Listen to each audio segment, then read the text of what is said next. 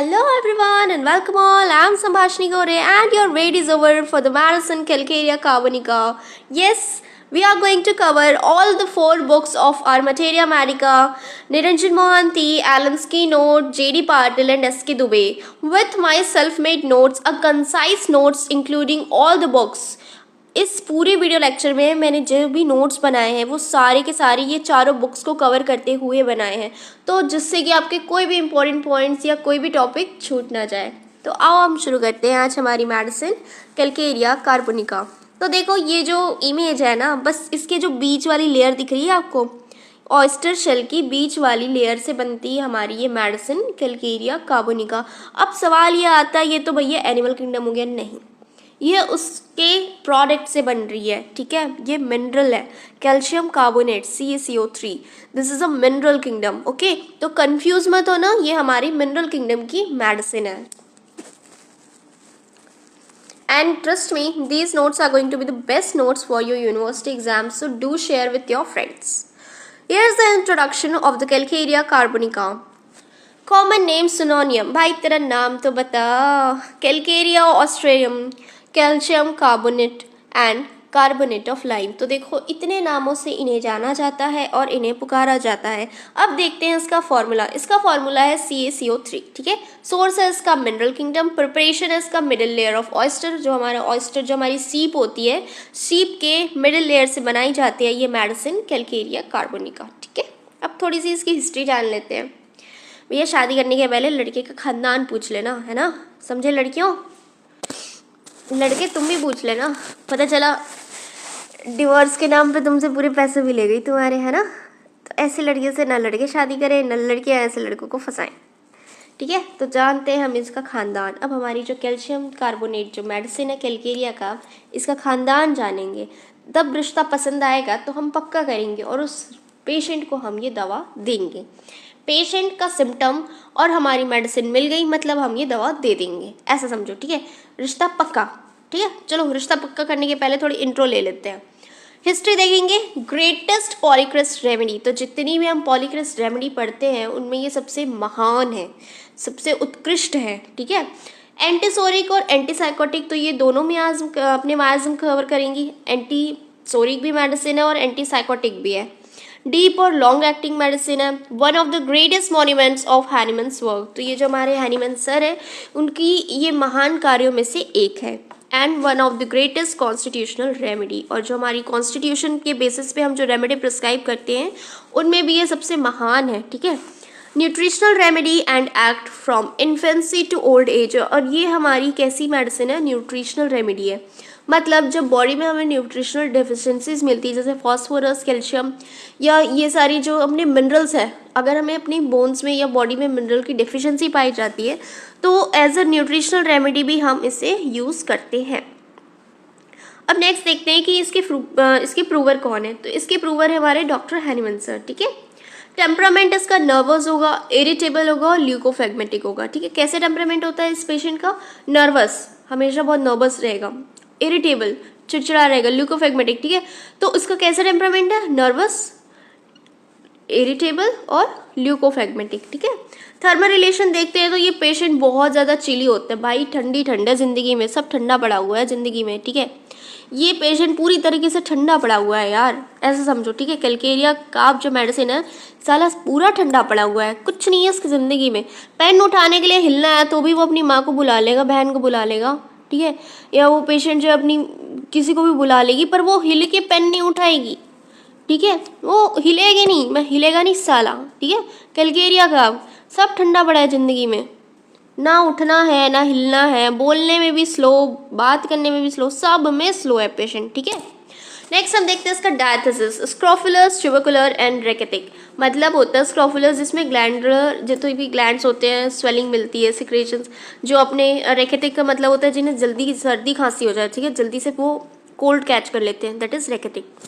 Duration of action up to 60 days, तो देखो ये इसका ड्यूरेशन ऑफ एक्शन कब तक काम करती है? 60 डेज तक ये दवाई का असर रहता है। अब मायाज्म देखेंगे तो इसमें कौन कौन से मायाज्म कवर हो रहे हैं हमारे? सोरा, सिफिलिस और साइकोसिस, ठीक है।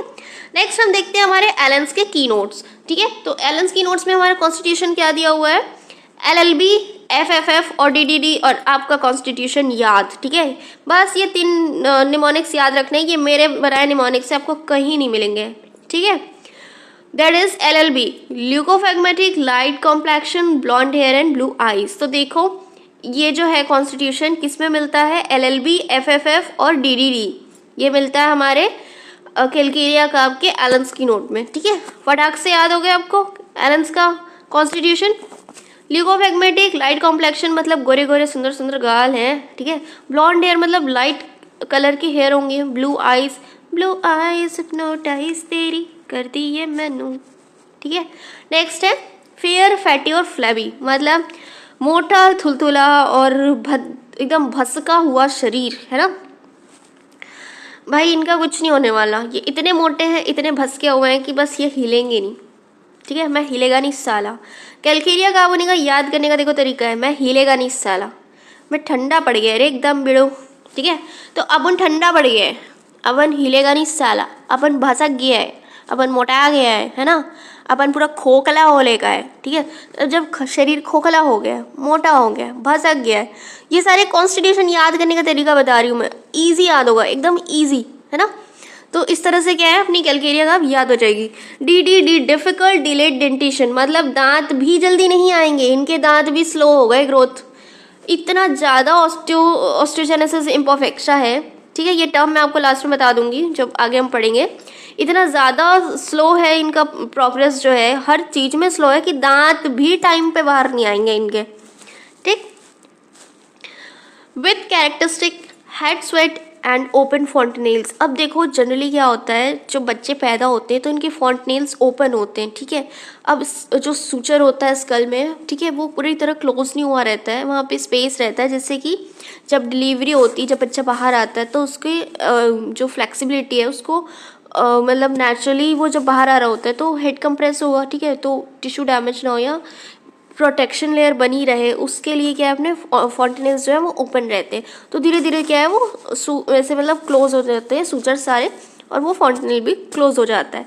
बट उस एज में, जिस एज में फॉन्टनेल्स को क्लोज होना है, 4 से 5 साल में जनरली फॉन्टनेल सारे के सारे क्लोज हो जाते हैं, सूचर क्लोज होंगे, ठीक है। उस टाइम पे क्या होगा, इस बच्चे का जो है फॉन्टनेल्स ओपन रहेगा, मतलब वो फॉन्टनेल क्लोज नहीं हुआ है, डिलेड है, यहाँ भी स्लो है प्रोसेस, ठीक है। अब देखते हैं हेड स्वेट मतलब माथे पे पसीना है, हाई गर्मी, ठीक है, तो ये पसीने में डूबा हुआ इंसान है। अब देखते हैं इसके मेंटल जनरल्स, जो एलेंस की नोट में मेंटल जनरल्स दिए हम वो सारे पढ़ रहे हैं अब, ठीक है।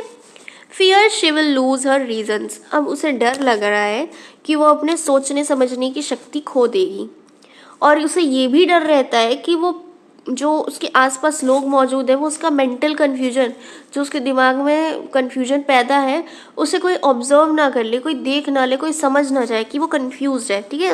उसे इस बात का फियर रहता है। नेक्स्ट हम देखते हैं इसके फिजिकल जनरल्स एलेंस की नोट के। तो देखो प्रोफ्यूज परस्पायरेशन मतलब बहुत ज़्यादा पसीना आएगा, कहाँ कहाँ पे आएगा, इसकी लोकेशन क्या है, जो खोपड़ी है ना अपनी भेजा, ठीक है, बस उसके थोड़ा सा नीचे, नेप ऑफ नेक मतलब जो बैक वाला हिस्सा है, गर्दन के सामने नहीं आ रहा, गर्दन के पीछे पसीना आएगा, ठीक है। फिर कहाँ आएगा, चेस्ट में आएगा, और अपर पार्ट ऑफ बॉडी जो अपना एक्सिले है, ठीक है, एक्सिला है, आर्म पेट है, वहाँ पे बहुत ज़्यादा स्वेटिंग होगी। ड्यूरिंग इधर सिकनेस और convalescence, great longing for egg, craves indigestible things, aversion to meat. अब देखो क्या होता है, जब भी ये बीमार होते हैं या इन्हें कोई झटके आते हैं, ठीक है, कन्वल्जन्स होते हैं, उन्हें क्या बहुत ज़्यादा इच्छा होती खाने की, एग खाने की बहुत इच्छा होती, ठीक है। भाई साहब एग की स्पेलिंग गलत हो गई, ओहो, अंडे का दिल टूट गया, अंडा फूट गया, स्पेलिंग सही लिख लेना, ठीक है। Craves indigestible things, aversion to meat, अब इन्हें क्या नहीं पसंद है, मीट नहीं पसंद है, ठीक है, मीट नहीं खाना है, अंडा खाना है, अंडे की बहुत ज़्यादा तलब होती है जब ये बीमार होते हैं या जब इन्हें कन्वल्जन्स आते हैं, ठीक है। Diseases arising from defective assimilation, imperfect ossification. अब ये इम्परफेक्ट ऑसिफिकेशन क्या होता है, इनकी सारी फसाद की जड़ है ऑस्टियोजेनेसिस इम्परफेक्टा। तो जहाँ बोन का जो है osteogenesis means formation of bones वही इम्परफेक्ट हो जाएगा, तो क्या क्या होगा, अब बोन का फंक्शन क्या होगा, एक तो मिनरल स्टोर करना, ब्लड प्रोडक्शन का काम करता है बोन मैरो। तो जब पेरियोस्टियम जो बोन का स्ट्रक्चर है, जो बोन डेवलपमेंट है, वही नहीं हो रहा है सही से, तो ऑटोमेटिकली क्या होगा, मिनरल डिफिशियंसी हो जाएगी, ठीक है। कोलेजन कम हो जाएंगे तो क्या होगा, मसल्स लूज हो जाएंगी, है ना, उसमें वो टाइटनेस नहीं रह जाएंगी, फ्लैबी हो जाएगा, फैटी हो जाएगा, ठीक है। जब सही से एब्जॉर्प्शन ही नहीं हो रहा है, ठीक है, मिनरल स्टोर ही नहीं हो रहा है, अपनी बोन ही डिफेक्टिव हो गई है, बोन का प्रोडक्शन मतलब बोन में जो है बोन मैरो में ब्लड का प्रोडक्शन ही खराब हो गया, तो बॉडी में ऑटोमेटिकली सारी दिक्कतें आएंगी। तो कैलकेरिया आपको समझनी है तो एक बार जाके ज़रूर से ऑस्टियोजेनेसिस इम्परफेक्टा एक ओवरव्यू ले लेना, तो इससे क्या आपको ईजिली समझ में आ जाएगा, आपको पूरी चीज़ें दिख जाएंगी। जो ब्लू आईज हिप्नोटाइज मैंने कहा ना, वो ब्लू स्क्लेरा क्यों हो रहा है, क्योंकि जो आई है उसमें जो कॉलेजन है, जो वहाँ पे कॉलेजन प्रेजेंट होता है वो उसमें डिफेक्ट आ गया है, that's why the colour of I is now the colour of sclera of I is now blue. तो देखो आप जब कोई भी चीज़ पढ़ते हो ना तो उसके बेसिक जानने की कोशिश करो, कॉज जानने की कोशिश करो, ठीक है। हमारी होम्योपैथिक में क्या हर चीज़ कॉज ही तो है, हमें कॉज ही तो जानना है कि ये चीज़ हुई तो क्यों हुई, मैंने अगर कोई चीज़ बोली तो क्यों बोली, उसके पीछे की वजह क्या है। तो इंसान को आप समझने लगोगे, जब इंसान समझने लगोगे तो आप ऑटोमेटिकली मेडिसिन भी समझने लगोगे कि उसने ऐसा कहा तो क्यों कहा, उससे ऐसा फील हुआ तो क्यों हुआ। तो देखो उसी तरह से आपको ये मेडिसिन भी पढ़नी है, ठीक है।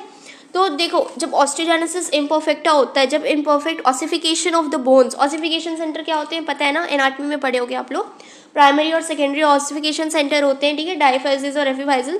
तो जब इसमें डिफेक्ट आ जाता है ना तो प्रॉपर बोन का क्या होता है, बोन ऑसिफाई नहीं होगी, मतलब उसमें जो अमाउंट ऑफ कैल्शियम का डेवलपमेंट, जो पर्टिकुलरली बोन का परफेक्ट स्ट्रक्चर बनना था वो नहीं बना, ठीक है। अब क्या होगा, उसकी वजह से सब कुछ स्लो हो जाएगा, हमारी ज़िंदगी स्लो पड़ जाएगी, पेशेंट ठंडा पड़ जाएगा, है ना।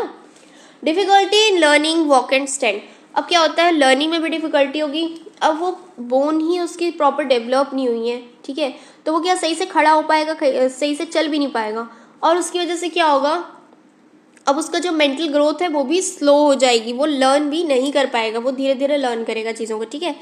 Children will not have disposition to walk, will not try, suppress sweat, देखो क्या होगा, जो चिल्ड्रन होंगे उन्हें ये डर रहेगा कि वो गिर ना जाए, वो नहीं चल पाएंगे, वो चलने की कोशिश भी नहीं करेंगे। जो बच्चा है वो क्रॉल करके चलना चालू करता है ना, तो वो कोशिश भी नहीं करेगा, उसे ये डर रहेगा कि वो, उसको पता है कि वो गिर जाएगा चलने की कोशिश करेगा, तो ठीक है। सप्रेस स्वेट, तो देखो अगर इनके पसीने का सप्रेशन हो जाता है तो भी इनकी तकलीफ़ें बढ़ जाती हैं।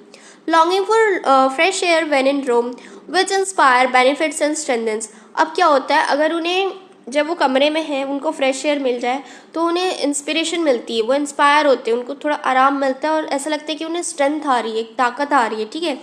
नेक्स्ट है कोल्डनेस, तो देखो हम इसके थोड़े से पर्टिकुलर्स भी डिस्कस करेंगे एलेंस की नोट्स के।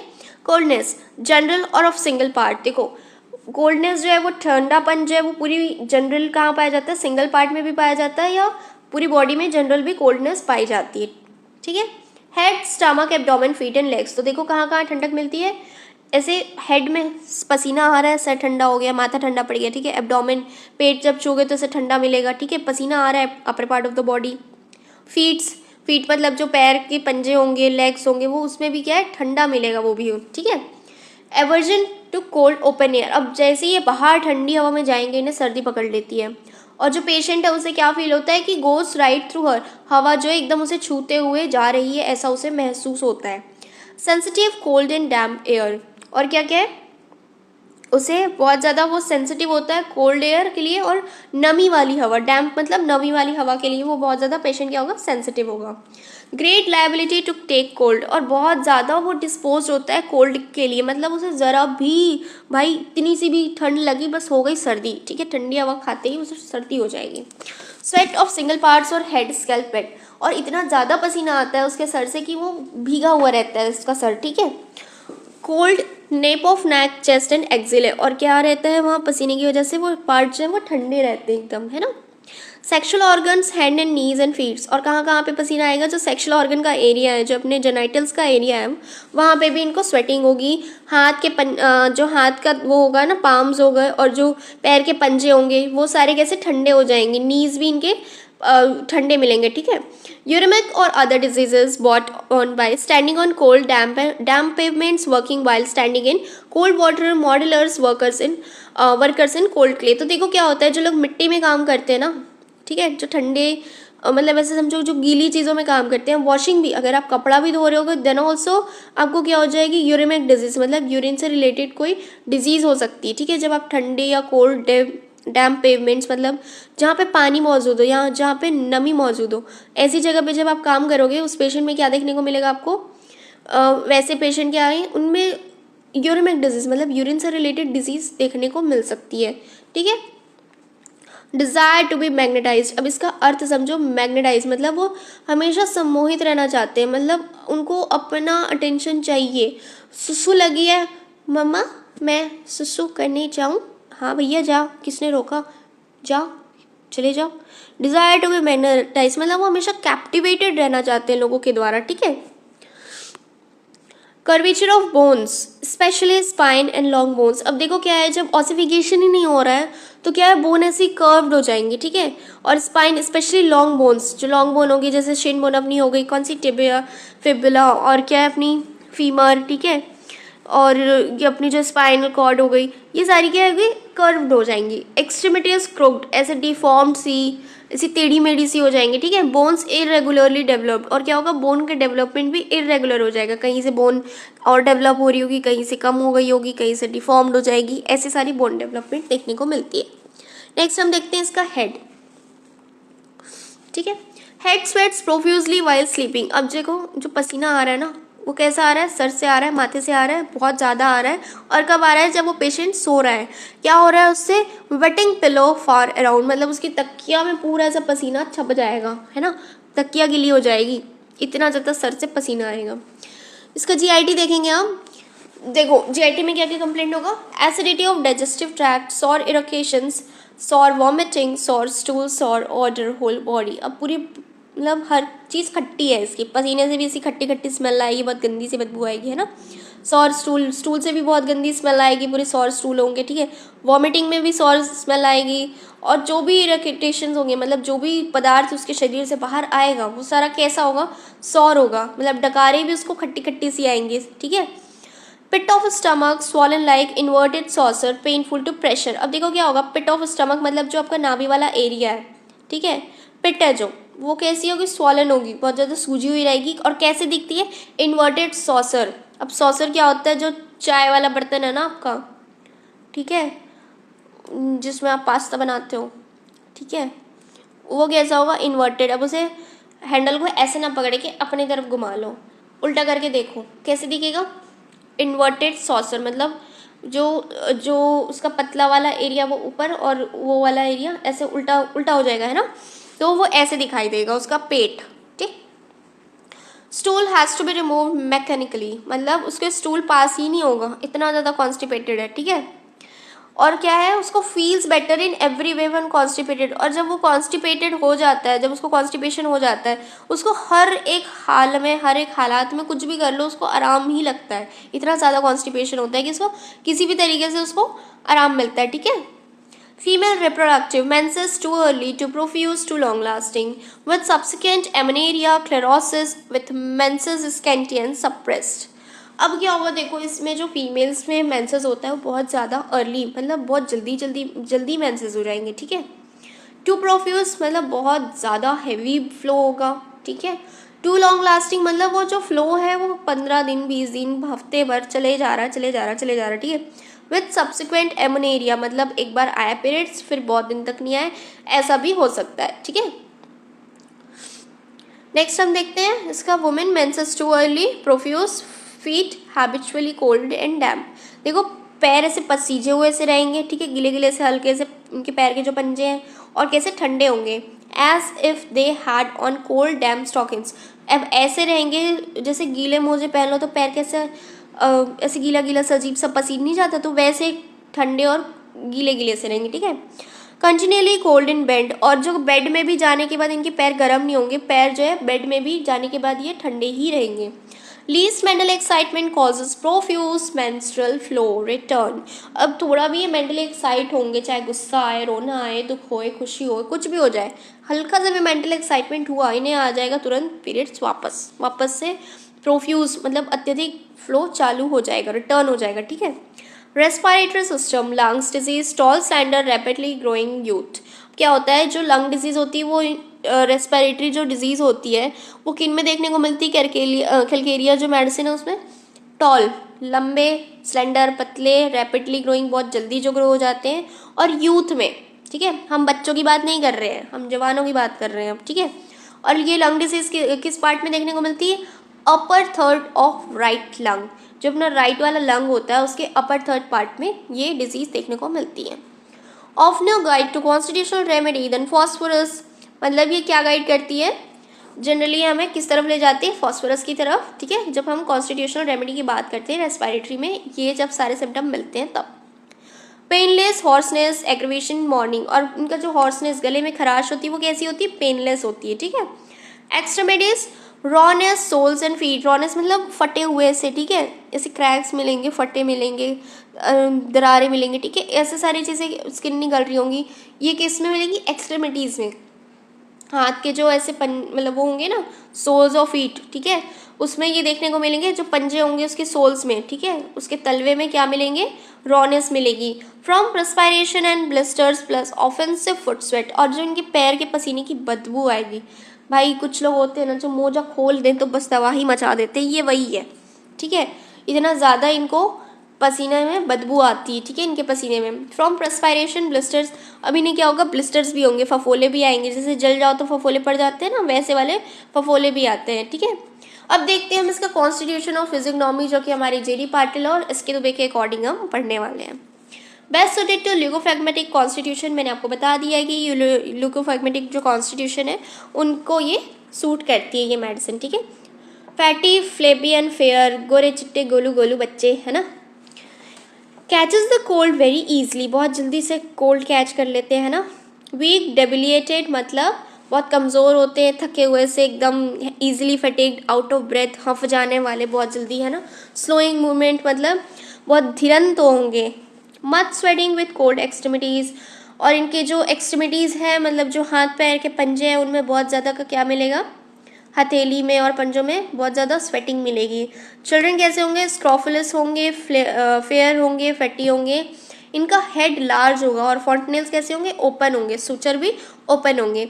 Sweat easily, glands of neck and head are swollen, और इनका कैसे होगा? सर बड़ा होगा, ठीक है, और जो ग्लैंड्स होंगी, जो गले की, नेक की अपनी ग्लैंड्स होंगी, सब मैक्सिलरी हो गई, ठीक है, सर्वाइकल ग्लैंड्स हो गई, ये सारी की सारी नोट्स क्या मिलेंगे आपको? स्वेलन मिलेंगी, ठीक है।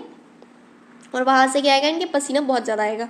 फेस कैसा होगा? बच्चों का फेस कैसा होगा? लाल लाल गुलाबी गुलाबी गुलाब जामुन जैसे, ठीक है। चौकी लुक मतलब चौक कैसी, ऐसी चौक पाउडर देखो कभी? ऐसा चौक को ऐसे क्रश करना, चौक का पाउडर कैसे अजीब सा वाइट वाइट सा डल सा दिखता है ना, वाइट चौकी लुक होगा, तो वैसे चौक के पाउडर की टाइप का गोरापन होगा, ठीक है इनमें। बिग बैली होगा, बहुत बड़ा सा पेट निकला हुआ होगा, और कैसा होगा वो पेट? इन्वर्टेड सॉसर की तरह, ठीक है। सॉर बॉडी ऑर्डर होगा, मैंने आपको बता ही दिया है। गर्ल्स कैसी होंगी? फ्लैशी होंगी, प्लेथोरिक होंगे मतलब फुल ऑफ ब्लड होगी, रश, ठीक है। ग्रो टू रैपिडली, अब देखो इसमें फ़र्क है कि इनकी जो लड़कियां होती हैं, किसकी? कैलकेरिया कार्प की, वो बच्चे बहुत जल्दी ग्रो करती है, ठीक है, बहुत जल्दी थक भी जाएंगी और बहुत जल्दी हफ भी जाएंगी। डिज़ायर टू बी मैग्नेटाइज होता है इनमें। पेल स्किन होगी, मैंने बताया ना, जैसे चौक दिखती है ना, पेल सी फीकी सी दिखती है ना, वैसा ही इनकी स्किन भी पेल होगी। और बोन्स कैसी होंगी? सॉफ्ट, बहुत जल्दी जल्दी फ्रैक्चर हो जाएंगे, पैथोलॉजिकल फ्रैक्चर बहुत ईजी मिलेंगे इनमें, ठीक है। अब देखते हैं इसका सीट ऑफ एक्शन है फार्माकोडायनेमिक्स, मतलब ये दवा कहाँ कहाँ मेनली एक्ट करेगी, ठीक है। Blood, breast, lung, bone, heart, nutrition, digestive system, glands, teeth, neck, skin, mind और फीमेल जेनाइटल ऑर्गन्स में। तो हमारी ये मेडिसिन कहाँ कहाँ काम कर रही है? अब देखो रिलेट करो, ब्लड में प्रॉब्लम आएगी, ग्लैंड्स की बात कर रहे हैं, ग्लैंडर इन्फेक्शन है तो ब्रेस्ट भी हमारी ग्लैंड है, ग्लैंड में आएगी। फिर रेस्पिरेटरी में हमने एलेंस की नोट में देखा ही था, लंग्स में आएगी। बोन तो भैया है ही है इसकी डिफेक्टिव। हार्ट में क्यों आएगी भैया? जब कोलेजन फाइबर और सारे के सारे बोन की बात कर रहे हैं हम, जब इस मिनरल और उसकी बात कर रहे हैं, कोलेजन की स्ट्रेंथ की बात कर रहे हैं, तो फिर हार्ट में भी प्रॉब्लम आएगी, ठीक है। न्यूट्रिशन, अब भैया बोन में स्टोरेज ही सही नहीं हो रहा है मिनरल्स का, तो क्या है? न्यूट्रिशन में भी डिफिशियंसी हो जाएगी इनको। डाइजेस्टिव इनका बर्बाद ही है, कॉन्स्टिपेटेड भी है, ठीक है। ग्लैंड्स में स्वेलिंग है ही है। टीथ, डिलेड डेंटिशन है भैया। नेक में इनके स्वेटिंग बहुत ज़्यादा होगी। स्किन कैसी होगी? एक्सक्वाइटेड होगी, ठीक है, पेल सी होगी। माइंड आगे हम पढ़ने वाले हैं, माइंड हम पढ़े कैसे होंगे, ये बहुत ज़्यादा स्लो डेवलपमेंट वाले बच्चे होंगे, है ना। ये कैलकेरिया के पेशेंट कैसे होंगे? बहुत स्लो होंगे, माइंड पे भी उसका इफेक्ट होता है ना, ये जो मेडिसिन है, ठीक है। फीमेल जेनाइटल्स ऑर्गन्स, हमने देखा कि कैसे पीरियड्स हो रहे हैं बहुत ज़्यादा, उसको बहुत हैवी प्रोफ्यूज फ्लो हो रहा है, ठीक है। तो ये सारी जगह पे ही दवाइयाँ अपनी क्या है, कैलकेरिया कार्प जो है दवा अपनी काम करेगी। फिर हम देखते हैं इसका पैथोजेनेसिस, तो देखते हैं इट एक्ट्स ऑन, अब ये किस पे एक्शन कैसा कैसा कर रही है, ठीक है।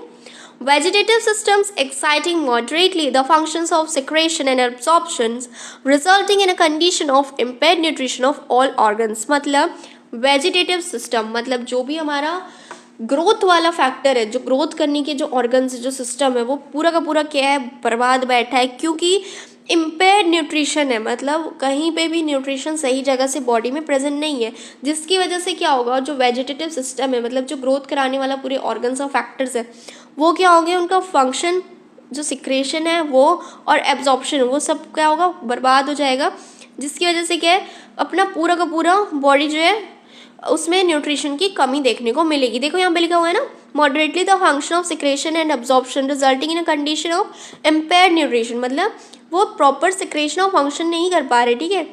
जो सिक्रेशन होना चाहिए वो फंक्शन हो ही नहीं रहा है, जो एब्जॉर्प्शन होना चाहिए वो हो ही नहीं रहा है, तो न्यूट्रिशन कैसा होगा, पूरे ऑर्गन्स और बॉडी में इम्पेयर्ड हो जाएगा। नेक्स्ट हम देखते हैं glands causing induration and swelling, मतलब इंड्यूरेशन मतलब जब जिस ग्लैंड को जैसे सिक्रेशंस करने वो सही से नहीं कर पाएगी और क्या होगा, इनके जो ग्लैंड्स है उसमें स्वेलिंग भी देखने को मिलेगी, ठीक है। Special affinity mucous membrane plus fibrous system nervous system and lymphatic system of abdomen, तो देखो कहाँ कहाँ इफेक्टेड होगा, जो म्यूकस मेम्ब्रेन होगी, फाइब्रस सिस्टम होगा, नर्वस सिस्टम होगा, लिम्फेटिक सिस्टम किसके, एब्डोमेन का, यहाँ पे एब्डोमेन की बात हो रही है, ठीक है। ये सारे सिस्टम कहाँ पे इफेक्ट हो रहे हैं, अपने एब्डोमेन के, ठीक है। Blood it act on blood and alter the composition of blood and arises the coagulability of blood, और क्या होगा, क्योंकि ये अब क्या है, इसका एक्शन कहाँ पे हो रहा है, इसकी पैथोजेनेसिस कहाँ पे देखने को मिल रही है, ब्लड में, तो ब्लड में क्या होगा, इसका कॉम्पोजिशन क्या, वो ब्लड जो ब्लड का कॉम्पोजिशन होगा, ठीक है, जो कोआगुलेबिलिटी ऑफ ब्लड है, मतलब जो थक्का जमने की जो क्षमता है उसकी, ब्लड बहुत ज़्यादा उसकी जो अपन विस्कोसिटी पढ़ते हैं, वेलोसिटी पढ़ते हैं, ठीक है, तो क्या है, ब्लड अपना लगभग पानी से थोड़ा ज़्यादा गाढ़ा ही होता है ना, उसकी विस्कोसिटी कैसी, थोड़ी सी डेंस है पानी से, है ना, तो क्या होगा कि इसकी कोएगुलेबिलिटी बहुत बढ़ जाएगी, वो थक्का जमने लगेगा, है ना। Skin producing ulceration and burning and itching, और स्किन में क्या होगा, अल्सरेशन होगा, ये हम पैथोजेनेसिस पढ़ रहे हैं सर जी, मैडम जी, है ना, हम इसकी पैथोजेनेसिस पढ़ रहे हैं, याद रखना। कैसा होगा, स्किन पे अल्सरेशन होगा, अल्सर्स मिलेंगे, छाले फफोले मिलेंगे, ठीक है, बर्निंग होगी उसमें और ईचिंग भी होगी। Deep muscles producing abscesses polypi and exostosis, अब देखो एक्सोस्टोसिस क्या होता है, जहाँ पे बोन के बीच में मतलब ऐसे मसल जुड़ी रहती है ना, जैसे मान लो आपका एल्बो जॉइंट है या कोई भी जॉइंट ले लो, ठीक है, वहाँ पे जहाँ पे मसल्स नहीं प्रेजेंट है, वहाँ पे कहाँ पे अब अपनी मसल्स नहीं है, वहाँ पे क्या होगा, ऐसे बोन ज़्यादा ग्रोथ हो जाएगी, ऐसे बोन्स का इरेगुलर ग्रोथ मिलेगी, ठीक है, दैट इज कॉल्ड एक्सोस्टोसिस, ठीक है। एक्सोस्टोसिस समझ में आया। अब देखो पॉलीपाई, जो पॉली फॉर्मेशन है वो भी मिलेगा, ठीक, और एब्सेस भी मिलेगा, मवाद भी मिलेगा, ठीक है।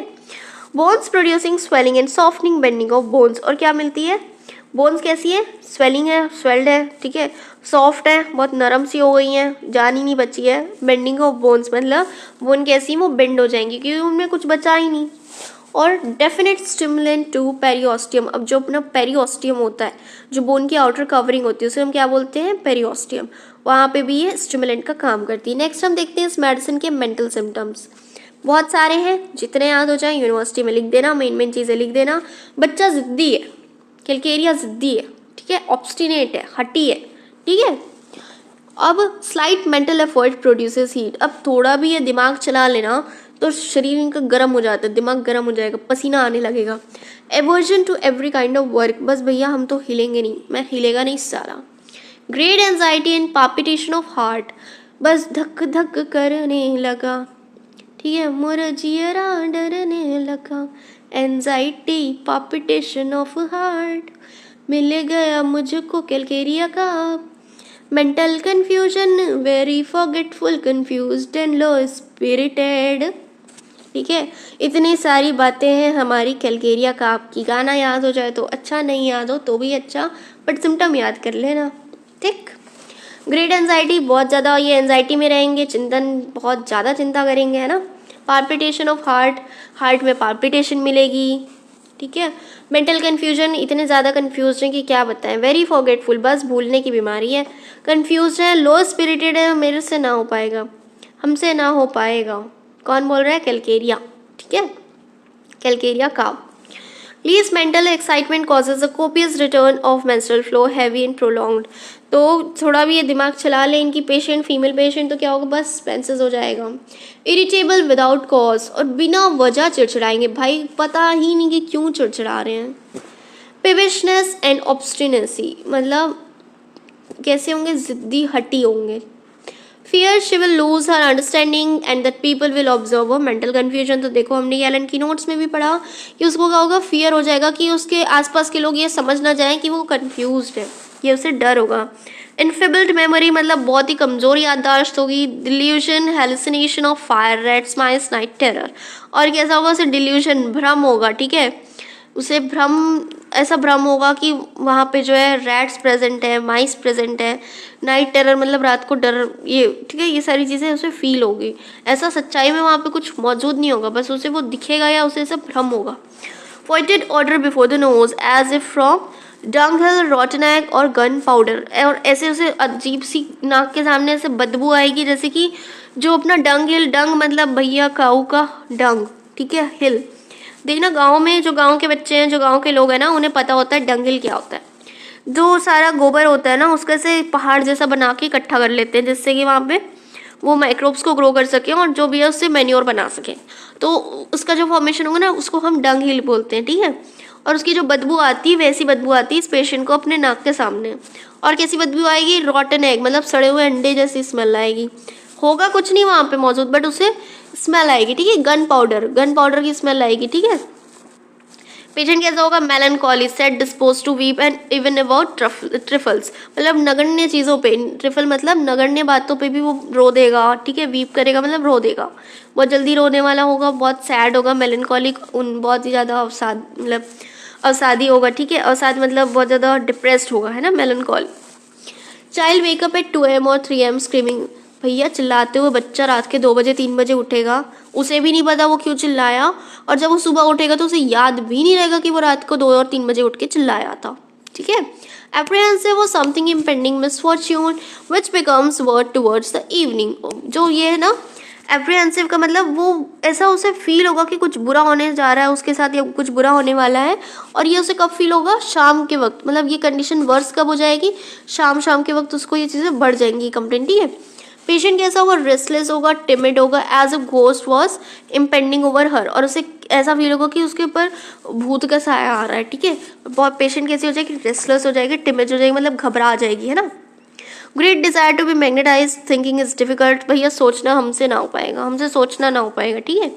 फियर ऑफ डार्कनेस, उसे डार्कनेस से डर होगा। Contagious chronic disease, dispose to be easily frighten, और उसे हमेशा डर लगा रहेगा कि मैं कोई क्रॉनिक डिजीज से बीमार ना हो जाऊँ, या मैं कोई कंटेजियस मतलब बहुत ज़्यादा फैलने, संक्रमित होने वाली बीमारियों से ग्रसित ना हो जाऊँ।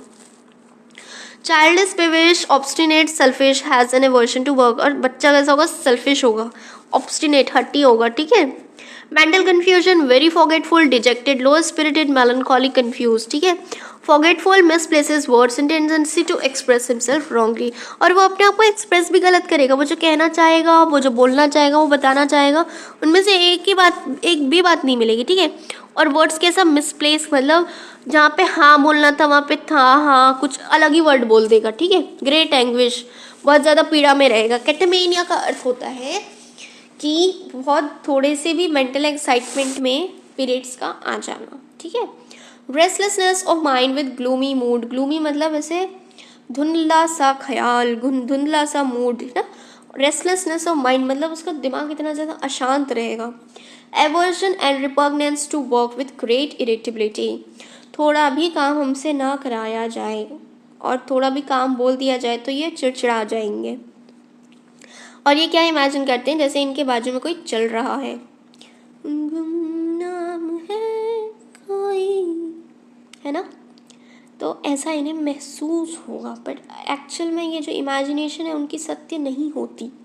Feels she will lose her senses, और ऐसा उसे महसूस होगा इसकी पेशेंट को मेंटली कि वो अपने सारे सेंसेस खोने वाली है। Sees and plays with cats and other animals in delirium, अब वो अपने ख्यालों में मैं ख्वाबों ख्यालों में बस खेलती रही थी। किसके साथ? कुत्ते और बिल्लियों के साथ। ठीक है। डिज़ायर टू गो होम, याद रखना कैलकेरिया का desire to go home remedy है। चेंजेबल मूड, भैया एक एक मिनट में मूड बदल रहा है इनका। एपैथी, एपैथी इंडिफरेंस, एपैथी मतलब बहुत ज़्यादा निराशाजनक, मतलब ऐसे कोई होप ना हो। ठीक है, मतलब भाव रहित, भावहीनता। एपैथी का मतलब होता है भावहीनता। इंडिफरेंस का मतलब होता है कि बहुत ही ज़्यादा निराश। ठीक है, मतलब ऐसे समझो कि बहुत ज़्यादा अलग महसूस करना खुद को, दुनिया से हमें कोई वास्ता ही नहीं है। ठीक है, विरक्ति बोलते हैं ना, जो विरक्ति शब्द है इंडिफरेंस, और एपैथी मतलब होता है भावहीन। ठीक। हेटफुल एंड विंडिक्टिव, विंडिक्टिव मतलब रिवेंजफुल, तो मैं इसको मार के रहूँगा, तो मैं इसको मार के रहूँगी। हेटफुल नफरत करने वाले। ठीक है। Hopeless of even getting well, और इन्हें ज़रा भी उम्मीद नहीं होती इनके ज़िंदगी से कि वो ठीक भी हो पाएंगे। Sees faces and persons on closing the eyes, और इन्हें चेहरे दिखाई देते हैं जब ये अपनी आंखें बंद करते हैं। बताओ वाला आंख बंद करके चेहरा देख रहा है कैलकेरिया का आपका पेशेंट। ठीक है। फिजिकल सिम्टम पे आते हैं। Aversion, coffee, warm food, grill meat, milk, tobacco, smoking his accustomed cigar, और उसका जो एकस्टम्ड सिगार है उसको स्मोक करने से, टबैको खाने से, मिल्क से, मीट से, ग्रूल से, वार्म फूड गर्म खाना खाने से, और कॉफ़ी से एवर्जन होता है। और डिज़ायर किसकी रहेगी? वाइन की, कोल की, कोयला। ठीक है। Cold drinks, eggs, flour, acid fruit, ice cream, indigestible things, lime, slate, pencil और चौक। मिट्टी खाने की इच्छा होगी। क्यों? क्योंकि इनमें डेफिशिएंसी इतनी ज़्यादा है कैल्शियम की कि ये चौक, मिट्टी, स्लेट, पेंसिल जो दे दो सब खा जाएंगे। भले ना पचा पाए पर हम खा के दिखाएंगे। ठीक है। Starch, milk, oyster, salt, acid, ऐसी सारी अजीब चीज़ें और स्वीट थिंग्स की खाने की इनकी तलब होगी। स्लीपीनेस इन द डे, बस दिन में सोना है ना। On closing horrid visions, a child chews and swallows in sleep, नींद में भी है इनके बच्चे क्या हो रहे होते हैं? चबाएंगे, स्वॉलो करेंगे, निगलेंगे। ठीक है, बट असलियत में तो कुछ खा नहीं रहे, बट नींद में वो ऐसा एक्शंस करते हैं। ठीक है। Cold feet at night in the bed, और इनके जो पैर हैं वो कैसे होंगे? रात को बेड में भी ठंडे होंगे। Throws himself about in the bed, night sweats after 3 AM, और ये अपने आप को बिस्तर में यहाँ से वहाँ फेंकते रहेंगे। ठीक है। और क्या होगा? रात के 3 बजे के बाद इन्हें बहुत ज़्यादा स्वेटिंग होगी। स्वेट कैसे होगा? इन ओपन एयर, कोल्ड प्रस्पायरेशन, ठंडा पसीना आएगा, मतलब ठंडा हो जाएगा बॉडी पसीना आने से। After the slight exertion of body, थोड़ा भी काम करेंगे तो कैसा? पसीना आने लगेगा। ठीक है। सिंगल पार्ट का होगा complaint from suppressions, sour smelling from head and which wets the pillow, upper part of the body sweats often से स्वेट। अब क्या होगा? इनके upper part of the body में आता है पसीना, और कहाँ आता है? जो हेड है माथे में आएगा, और ये अपनी पूरी बिस्तर में जो तकिया है ना उसको भिगा देंगे अपने पसीने से। ठीक है। थर्स्ट कैसी है? इंक्रीज है। थर्स्ट फॉर कोल्ड ड्रिंक है। एट टाइम नो थर्स्ट, कभी कभी देखो पर्टिकुलर टाइम पे इन्हें क्या है? प्यास लगती, बहुत ज़्यादा प्यास बढ़ी हुई रहती, पर किस चीज़ के लिए? कोल्ड ड्रिंक के लिए। और इन्हें जो है बाकी टाइम क्या है? एट टाइम्स मतलब ऐसे ऐसे वक्त होता है जब इन्हें बिल्कुल भी प्यास नहीं लगती। ठीक है। Dreams, amorous, before menses of business, amorous का अर्थ होता है सेक्सुअल एक्टिविटी। ठीक है। सेक्सुअल एक्टिविटी के ड्रीम आते हैं इन्हें। बिफोर मेंसेस मतलब मेंसेस के पहले आएंगे ड्रीम्स। ठीक है। बिजनेस के सपने आएंगे, कंफ्यूज रहेंगे ये बहुत ज़्यादा। कंटिन्यूड आफ्टर वेकिंग, और जो सपने हैं वो जगने के बाद भी कंटिन्यूएशन में रहेंगे। ठीक है, वो बंद नहीं होंगे। मरे हुए लोगों के सपने आएंगे, डेड बॉडी के सपने आएंगे, और इवन सपने में इन्हें स्मेल भी आएगी डेड की। ठीक है। लाश की बदबू भी आएगी। डिजीज़ के भी सपने आएंगे, डॉग के आएंगे, या कुत्ता इन्हें काट लिया नींद में, ऐसे भी सपने आएंगे, या कहीं से गिर रहे हैं, बहुत फैंटास्टिक सपने भी आ सकते हैं। डरे हुए भयावह सपने भी आएंगे, हंगर के भी सपने, हंगर में भी। ठीक है। भूख भी लगेगी। ड्यूरिंग मेंसेस के टाइम पे भी सपने आएंगे, मर्डर के सपने आएंगे, खौफनाक, डरावने, अनप्लीजेंट। ठीक है। क्वारल्स मतलब लड़ाई झगड़े के। अब एक और सपना आता है इन्हें, unpleasant unsuccessful effort to do various things. मतलब क्या होता है? अनप्लीजेंट मतलब जो ये नहीं करना चाहते, अनसक्सेसफुल एफर्ट्स मतलब जो ये नहीं हो सकता इनसे, जो नहीं कर पा रहे हैं, जिसमें ये अनसक्सेसफुल है, वैसे एफर्ट्स लगा के वो वेरियस चीज़ों को कर रहे हैं। ठीक है। वो क्या है? अनसक्सेसफुल एफर्ट्स है। अनप्लीजेंट एक तो उन्हें पसंद नहीं है, अनसक्सेसफुल मतलब वो कार्य इनसे सिद्ध नहीं होने वाला, सपने में ऐसे कार्य वो कर रहे हैं, ठीक है। और ये बात मतलब ये चीज़ वो देख रहे होते हैं। वैक्सेशंस, ठीक है, विजनरी और विविड ऐसे सारे सपने ये देखते हैं।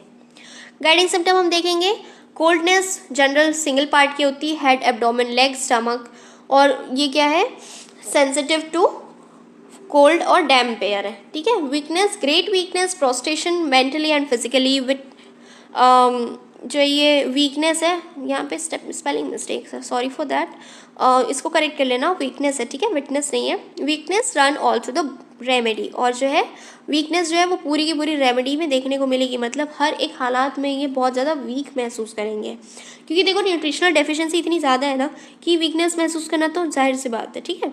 सेंसिटिवनेस, अब ये इतने ज़्यादा सेंसिटिव होंगे, फट से जुकाम पकड़ेगा इन्हें, ठीक है। Coryza psoric region, psoric origin and in chronic nature, और क्रॉनिक इन नेचर मतलब इनका जो कोराइजा है, मतलब जो जुकाम है वो कैसा है, नेचर में क्रॉनिक है, नाक बहते रहेगी, ठीक है, ऐसा है। थोड़ा भी ठंडी हवा लगे तो क्या होगा,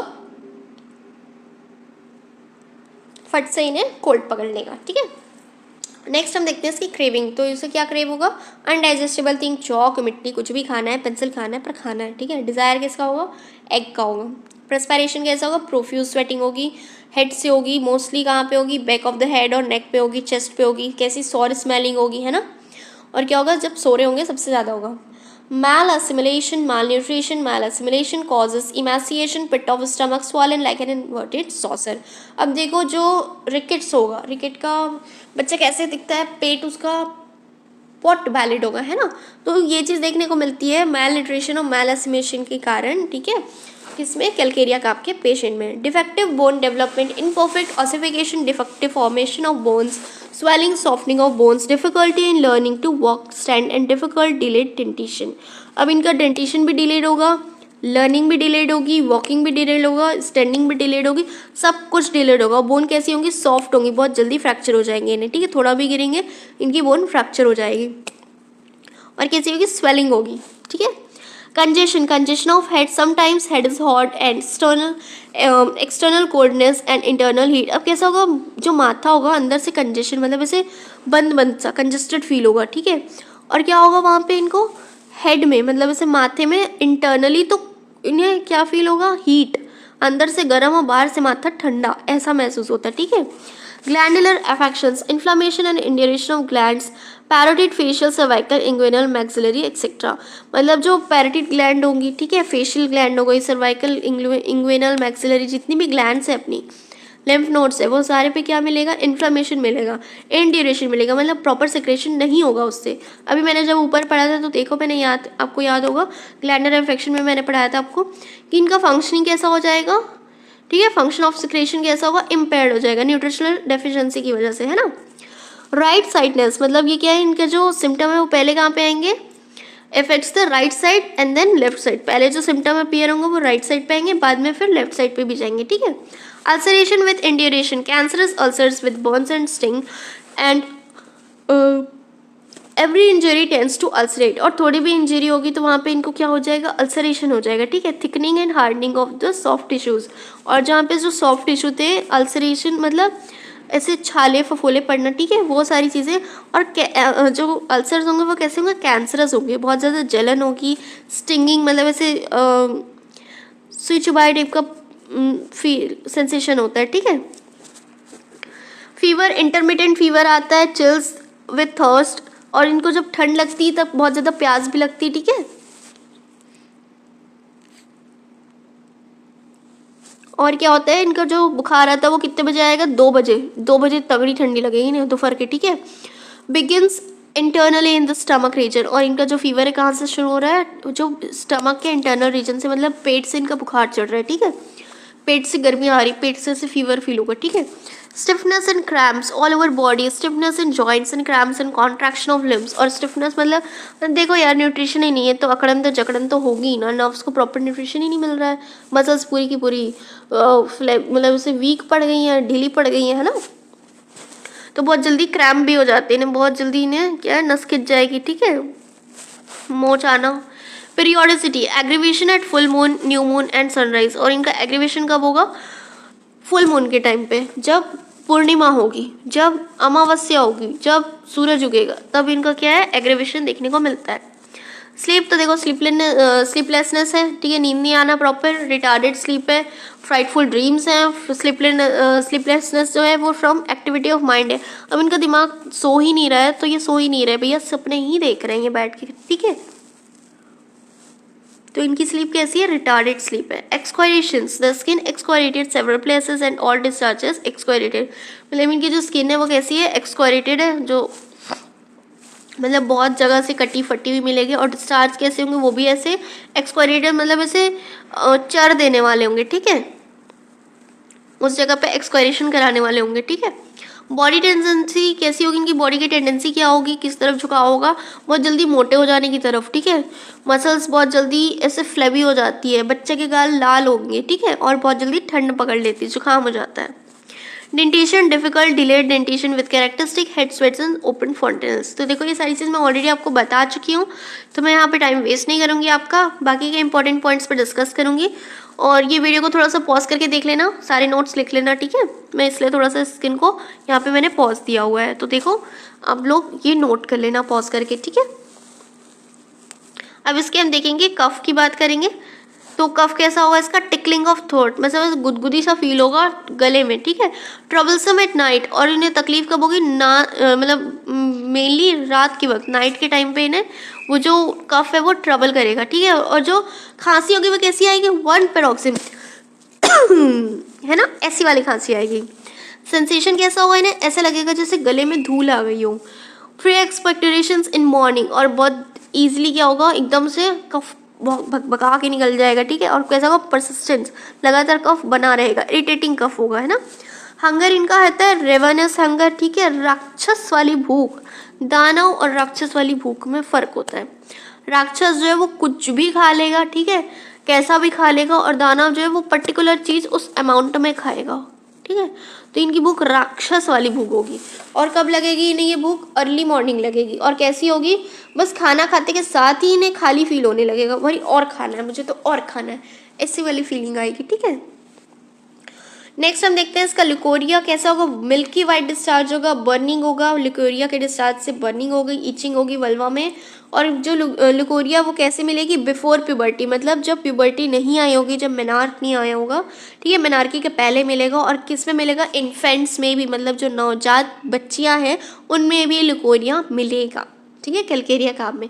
अब हम देखते हैं इसका mouth, sour taste in mouth, great thirst afternoon में, मतलब बहुत तगड़ी प्यास लगेगी। टूथ एक ओनली वाइल ईटिंग, और दांत दर्द देंगे जब वो खा रहे होंगे, चबा रहे होंगे।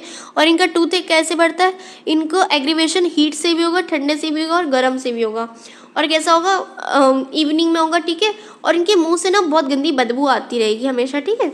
स्टमक कैसा होगा, मैंने आपको बता दिया है कि बहुत ज़्यादा जो है कि थोड़े भी प्रेशर से इनको पेन बढ़ जाएगा। और पेन कहाँ पे बढ़ेगा, लॉस ऑफ एपिटाइट होगा, ठीक है, विथ पेन इन एपिगेस्ट्रियम, मतलब एपिगेस्ट्रिक रीजन में इन्हें बहुत पेन होगा, which is very painful, tender to touch, थोड़ा भी इनको छूने से, प्रेशर से क्या होगा, दर्द महसूस होगा, ठीक है, दर्द होगा। एब्डोमेन पॉट पैलेट, जैसे पॉट पैलेट मैंने आपको बताया जो रिकेट्स के बच्चे होंगे, ठीक है, उनमें कैसे पॉट पैलेट स्टमक होता है ना, जैसे घड़े के शेप का पेट होता है निकला हुआ सा, वैसा ही इनका एब्डोमेन दिखाई देगा। सेंसिटिव टू स्लाइट प्रेशर, मतलब थोड़ा भी प्रेशर होगा तो इन्हें बहुत ज़्यादा पेन होगा, ठीक है। लीवर रीजन में, और काम पे लीवर रीजन में पेन होगा, बहुत पेनफुल होगा, ठीक है। स्टूपिंग इंग्विनल कैनाल, मतलब इंग्विनल जो ग्लैंड होगी वहाँ पे स्टूपिंग टाइप का पेन होगा, ठीक है। और मेजेंट्री ग्लैंड्स में भी इन्हें बहुत ज़्यादा स्वेलिंग और पेन देखने को मिलेगी, और बहुत ज़्यादा पेट में फैट जमा होगा। कॉन्सिक्वेंट डिस्टिंक्शन एंड हार्डनेस, मतलब बहुत ज़्यादा पेट ऐसे निकला हुआ होगा, और हार्डनेस मतलब ऐसे देखना, कुछ लोगों का पेट क्या निकलने के बाद सॉफ्ट सॉफ्ट लगता है, इनका पेट हार्ड हार्ड रहेगा, ठीक है, हार्डनेस होगी वहाँ पे। Nose frequent sneezing without cold, dry coryza, मतलब सूखी सर्दी खांसी होगी, सूखी जुकाम मिलेगी। और क्या है, जो छींकें आएंगी, ठीक है, बहुत ज़्यादा आएंगी, और बिना कोल्ड के आएगी, मतलब जुकाम, ऐसे ठंड तो नहीं लगी है, बट क्या है, कोल्ड मतलब ऐसे ठंडा नहीं रहेगा, ठीक है, ठंड के बिना भी बहुत ज़्यादा छींकें आएंगी। नेक्स्ट हम देखते हैं इसका ब्रोंकियल आस्थमा, सीवियर एनॉक्शियस आस्थमा, मतलब बहुत ज़्यादा अचानक तेज और बहुत ही एनॉक्शियस, मतलब ऐसे तनाव वाला जो होता है ना, बहुत वायलेंट अस्थमा, ठीक है, वैसा होगा। सांस लेने में दिक्कत होगी, स्टिचेस इन चेस्ट, मतलब ऐसे स्टिचिंग पेन होगा चेस्ट में, ठीक है। Tension in lower part of the chest, और lower part of the chest जो है वहाँ पे भी क्या मिलेगा, ऐसे दबाव महसूस करेंगे, ठीक है। माउथ नो थ्रस्ट, बिल्कुल भी प्यास नहीं रहेगी जब इन्हें आस्थमेटिक अटैक आएगा। Aggravation in morning in afternoon bye sitting, मतलब बैठने पे, आफ्टरनून पे और मॉर्निंग टाइम पे इनको ब्रोंकियल आस्थमा होता है जनरली, ठीक है। ट्यूबरक्लोसिस की हम बात करते हैं तो बहुत ही अच्छी रेमेडी है प्री ट्यूबरकुलर कंडीशन की, मतलब जब ट्यूबरकुलर कंडीशन हमें ऐसे सिम्टम दिख रहे होते हैं कि ट्यूबरकुलर कंडीशन है, ठीक है, तो तब ये मेडिसिन देने से ये बहुत ही अच्छी रेमेडी है प्री ट्यूबरकुलर कंडीशन की। और tubercular affection of lung, tall slender, और मैंने आपको बता ही दिया है कि रैपिडली ग्रोथ जो यूथ होते हैं, पीपल होते हैं, उनमें ये ट्यूबरक्लोसिस वाला सिम्टम मिलता है। It is an infallible remedy, usually the upper third of the right lung is affected. और ये इनफेलिएबल मतलब ये बिल्कुल भी फेल होने वाली मेडिसिन नहीं है प्री ट्यूबरकुलर कंडीशन में, ठीक है। और ये अपर थर्ड ऑफ राइट लंग में जब अफेक्शन देखने को मिलता है तब ये बहुत अच्छा काम करती है, ठीक है। यूरेमिया की बात करेंगे, bought up by standing on cold damp pavements and working while standing in cold water in modelers and workers in cold clay call for this remedy with marvelous result। तो देखो जब भी किसी को डैम्प एरिया में, मतलब नमी वाली जगह में या वॉशिंग जो एरिया होता है वहाँ पे खड़े होकर काम करे कोई, और अगर उसको जो है कि यूरेमिया मतलब यूरिन से रिलेटेड या ऐसे सारे स्वेलिंग्स वाले जो भी चीज़ें मिले, तो उसके लिए ये बहुत ही मार्वलस, मतलब बहुत ही शानदार रेमेडी है, ठीक है। अब हम बात करते हैं इंपॉर्टेंट कैरेक्टरिस्टिक या पर्टिकुलर्स की। तो देखो इसका चाइल्ड कैसा होगा, फेयर फ्लैबी रेड फेस, ठीक है। एब्डोमेन सॉलन होगा। तो देखो अब जब भी पर्टिकुलर्स लिखो ना किसी भी मेडिसिन का, मान लो एग्जाम में नहीं याद आ रहा है, तो सबसे पहले तो आप उस दवा का इंट्रो लिख दो भाई। इंट्रो तो पता है ना, इंट्रो तो नहीं बदलेगा, चाहे वो दुनिया को कोई भी पर्टिकुलर पूछ ले किसी भी मेडिसिन का, इंट्रो छाप दो। उसके बाद अगर आपको थोड़े मेंटल सिम्टम याद है तो थोड़े मेंटल लिख दो, फिर थोड़े से आपको चाइल्ड का याद है तो चलो चाइल्ड लिख दो 4 पॉइंट। उसके बाद एग्रेवेशन एम्युलरेशन तो मेडिसिन का कॉमन ही रहेगा, वो लिख दो। तो शॉर्ट नोट में अगर आते हैं भाई ऐसे लिखो ना, मार्क्स का ही नहीं जाएगा, है ना, मिलेगा ही मिलेगा, तो ऐसे लिखो। अब देखो obstinate, cries persistently, self willed, head कैसा होगा, लार्ज होगा, open fontanelle, suture for long time, ठीक है, ओपन रहेंगे। तो ये सारी चीज़ें मैंने आपको ऑलरेडी बता दी, तो वो सारी चीज़ें आपकी इंक्लूड होंगी किसमें, चाइल्ड में। अब देखो इंपॉर्टेंट बात जो उसकी चाइल्ड की है, वो chews and swallows in sleep, ठीक है। Aversion to milk and meat, craves for egg, ठीक है। क्रैम्प और कॉन्ट्रैक्शन होगा फिंगर और टोज, और जो टोज और फिंगर्स होंगी वो इजिली स्प्रेन, मतलब उसमें बहुत जल्दी मोच आ जाएगी, ठीक है। और नींद में क्या है, चबाएंगे और निगलेंगे बच्चे, एक्चुअल में वो कुछ नहीं खा रहे होंगे सोते टाइम, बट नींद में ऐसे ऐसे मुंह को ऐसे ऐसे बम बम करके चबाएंगे, ठीक है। और क्या करेंगे, स्वालो करेंगे, मतलब ऐसे निगलेंगे, ऐसे गुटकेंगे, ठीक है। और क्या है, एक्सट्रीम फोटोफोबिया, मतलब ऐसे इन्हें फ़ोटो खिंचाने से बहुत डर लगता है, ठीक है। लाइट, फोटो मीन्स लाइट, तो जैसे फ्लैश लाइट होती है ना फोटो खिंचाने के टाइम फ्लैश लाइट जलती है, तो वैसे मतलब समझो कि इन्हें फोटोफोबिया है, मतलब ऐसे लाइट जो फ्लैश आती है ना उससे इनको डर लगता है, एक्सट्रीम डर लगता है, ठीक है। Curvature of bones, long bones, spine, delayed ossification, तो ये सारी चीज़ें मैंने आपको ऑलरेडी बता दी है, तो यही सारी चीज़ें आपको किस में लिखनी है, आपके चाइल्ड में लिखनी है, ठीक है। अब हम बात करेंगे इसके बेबी की। तो ट्यूबरकुलर डायथिसिस होती है इसके बेबी की, एनलार्ज ग्लैंड होगा। अब ट्यूबरकुलर इन्फेक्शन है तो ग्लैंड में स्वेलिंग मिलेगी, ठीक है। ग्रोथ कैसी होगी, इरेगुलर होगी। शॉर्टनेस ऑफ ब्रेथ होगा, स्पेशली ऑन असेंडिंग, मतलब जब ये नीचे की तरफ इनके बच्चे झुकते हैं तब इनको शॉर्टनेस ऑफ ब्रेथ, और हार्ट कैसा होगा इनका, वीक होगा, ठीक है। ये सारी चीज़ें देखने को मिलेंगी। नेक्स्ट हम इसकी बात करते हैं तो कैलकेरिया का डायरिया कैसे होगा, भैया चौक है, ठीक है, चौकी डायरिया होगा, मतलब ऐसे चौक की तरह वाइट स्टूल होगा, ठीक है। Tendency to diarrhoea plus acid stomach, मतलब पेट में भी एसिडिटी मिलेगी ही मिलेगी, ठीक है। Prolapse of rectum plus burning pain during stool, और क्या मिलेगा, प्रोलैप्स ऑफ रेक्टम, मतलब इनका रेक्टम बाहर की तरफ आ जाएगा, और बर्निंग पेन होगा जब ये भैया जब ये स्टूल पास करेंगे ना तो इन्हें बर्निंग पेन होगा, ठीक है, इससे जलन वाला दर्द होगा। स्टूल इनका ऑफेंसिव होगा, वाइट होगा, सॉर होगा, फ्रिक्वेंट होगा, और अनडाइजेस्टेड फूड पार्टिकल्स मिलेंगे। और ये मेडिसिन कैसे करेगी काम, प्रिकर्सरी टू ट्यूबरक्लोसिस ऑफ लंग्स में भी काम करेगी। अब देखते हैं इसका वॉर्म्स। तो ये जो है ना वॉर्म्स, देखो बहुत ही इंपॉर्टेंट कैरेक्टरिस्टिक है इस मेडिसिन का, ठीक है, बहुत ही ज़्यादा इंपॉर्टेंट चीज़ है। तो देखो कैलकेरिया का आपका जो वॉर्म्स है ना बहुत ही इंपॉर्टेंट कैरेक्टरिस्टिक है। इसमें क्या होता है कि इनकी पेट की इंडाइजेशन की कंडीशन ऐसी रहती है, देखो बहुत ज़्यादा सौर, बहुत ज़्यादा इनको क्या है एसिड फॉर्मेशन हो रहा है, तो उसकी वजह से फर्मेंटेशन की कंडीशन पैदा हो जाती है इनके पेट में। अनडाइजेस्टेड फूड जो है, ठीक है, वहाँ पे क्या होता है फर्मेंटेशन फॉर्म होता है, उसकी वजह से क्या है इनको वर्म्स को बहुत अच्छे से इन्वायरमेंट मिल जाता है ग्रो करने का, तो इसलिए इनको पेट में बहुत ज़्यादा वर्म फॉर्मेशन हो जाएंगे, ठीक है। Passes worm in stool and vomitus, और इनकी बहुत खास बात है इनके वॉमिट में भी वर्म निकलता है, ठीक है, और बहुत अच्छी मेडिसिन है ये टेप वर्म में, ठीक है। टेप वर्म को चाहे मार के निकाले, उल्टी से निकाले, टट्टी से निकाले, आगे से निकले, पीछे से निकले, कहीं से निकले, मर जाए, कुछ भी हो जाए, पर वर्म्स निकाल के रहेगी हमारी Calcarea carp, tape worms specially, ठीक है। बोन इन्फेक्शन मैंने आपको ऑलरेडी बता दिया है सारी चीज़ें। अब देखो इसमें इंपॉर्टेंट पॉइंट याद रख लो, पैथोलॉजिकल फ्रैक्चर्स ऑफ बोन्स मिलेगी, ठीक है, डिफॉर्म्ड होगी, रेगुलर ग्रोथ होगी, लेट लर्निंग, लेट वॉकिंग हो जाएगी, ठीक है। टीथ आपको मैंने बता दिया है कि टाइम पे नहीं आएंगे, ऑसिफिकेशन डिलेड हो जाएगा, और इसकी वजह से क्या होगा न्यूट्रिशनल डेफिशिएंसी, कैल्शियम और फॉस्फोरस की डेफिशिएंसी मिलेगी हमारी बोन्स में, बॉडी में, ठीक है। मेंस्ट्रुअल डिसऑर्डर मैंने आपको ऑलरेडी बता दिया, बस इसके इंपॉर्टेंट पॉइंट्स जो है फिर से मैं आपको याद दिला दूँ। देखो bright red blood flow, character of flow कैसा होगा इसका, ब्राइट रेड ब्लड फ्लो होगा, ठीक है। थोड़े से भी लीस्ट मेंटल एक्साइटेशन में क्या होगा इनका प्रोफ्यूज फ्लो स्टार्ट हो जाएगा, रिटर्न हो जाएगा। और इनके पैर कैसे होंगे, बिफोर मेंसेस पीरियड्स आने के पहले इनके पैर एकदम ठंडे हो जाएंगे, पैर के तलवे एकदम ठंडे पड़ जाएंगे, ठीक है।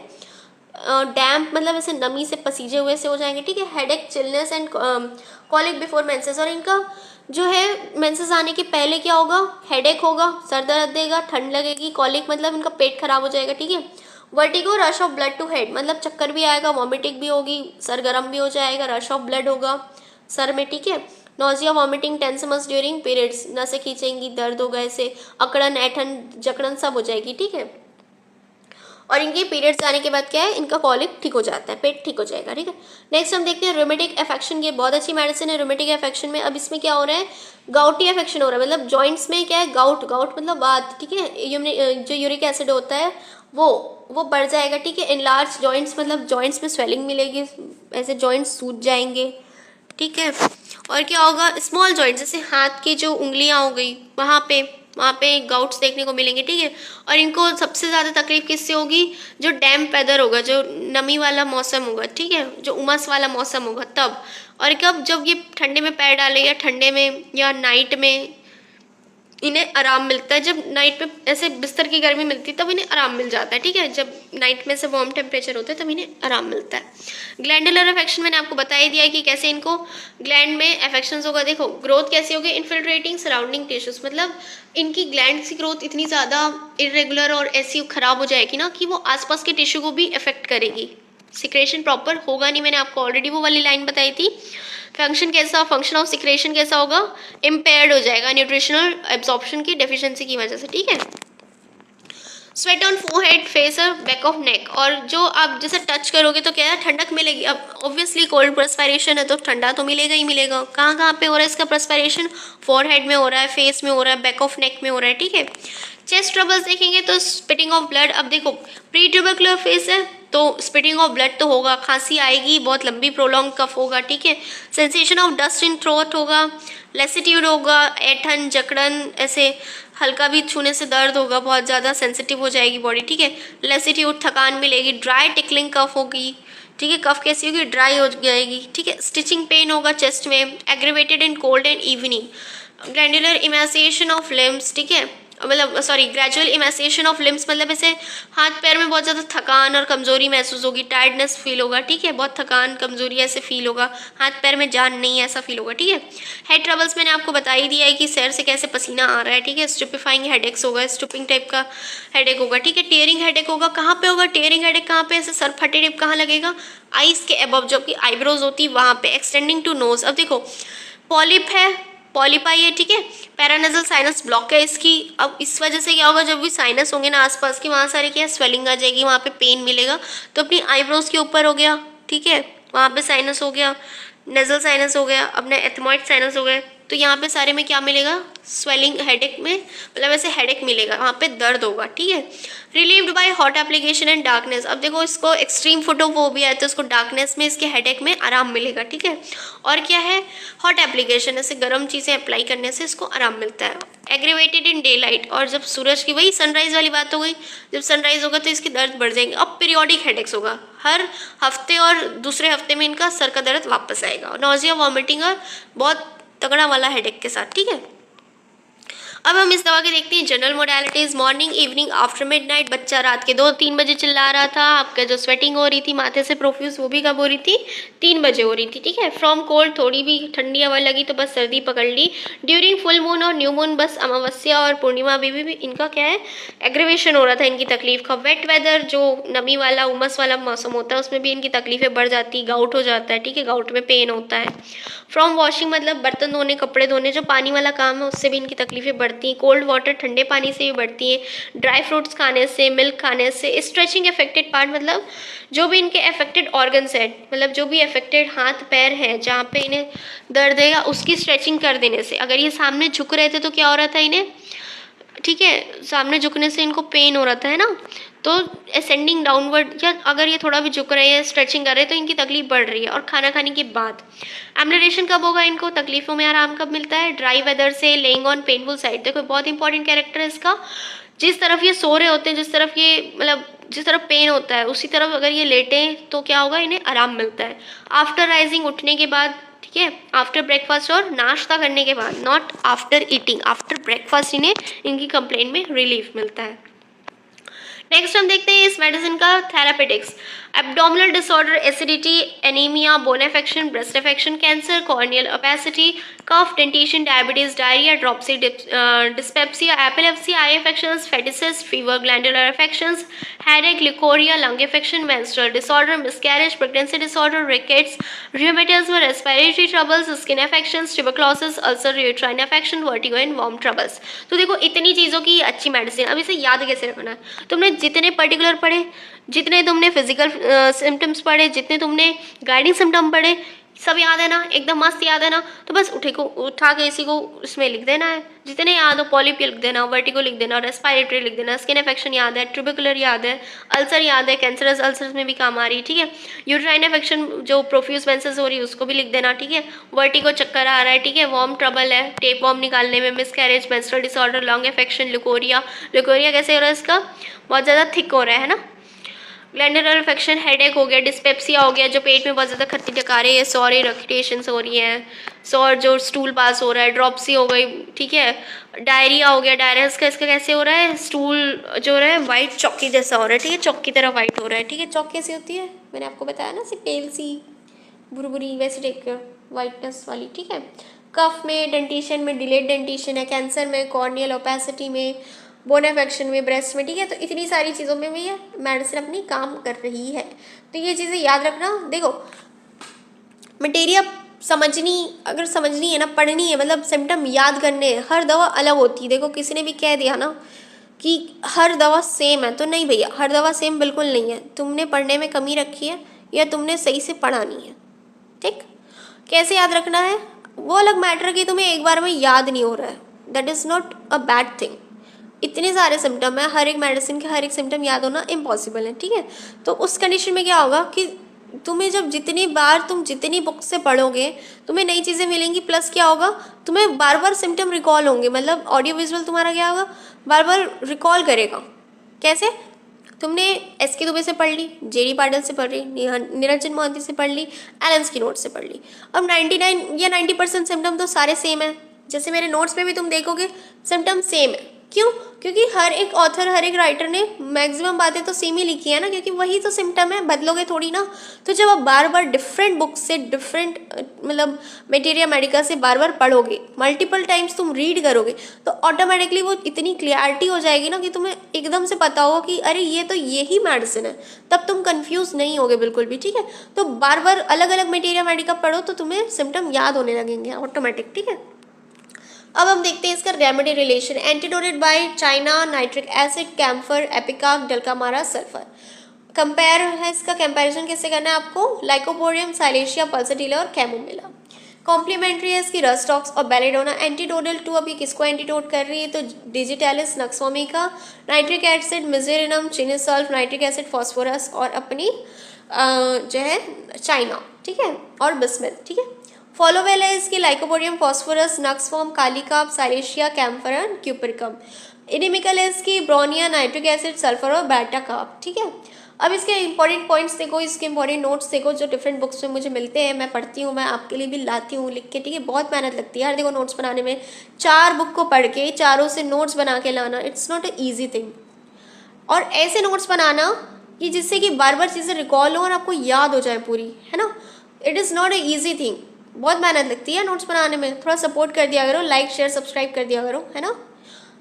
देखो आप शेयर करोगे आपके फ्रेंड्स तक जाएगी चीज़ें, वो शेयर करेंगे उनके फ्रेंड्स तक जाएगी, और ऐसे करके क्या होगा पता है कि बार बार जितने बार चीज़ें जाती है ना लोगों के पास तक, वो ये होता है कि अरे तूने ये पढ़ा, तूने ये देखा, तुझे ये पता है, मैंने इस मेडिसिन में ये भी पढ़ा था, मैंने इस मेडिसिन में वो भी पढ़ा था। तुम जितनी बार वीडियो देखोगे ना उतने बार तुम्हें सिम्टम उतने सारे याद होंगे। जैसे मान लो एक बार वीडियो देखे, एक सिम्टम याद हुआ, दूसरी बार देखे तो दूसरा याद हो गया, 3 याद हो गए, 4 याद हो गए। तो जितने मल्टीपल टाइम्स तुम बुक्स पढ़ोगे और जितने मल्टीपल टाइम्स तुम इस वीडियो को देखोगे, तुम्हें वो सिम्टम याद हो जाएंगे, ठीक है, बाय हार्ट हो जाएंगे। तो ज़्यादा से ज़्यादा देखो, और मैक्सिमम मैं यही बोलूँगी कि बुक्स अच्छे से पढ़ो अपनी, है ना।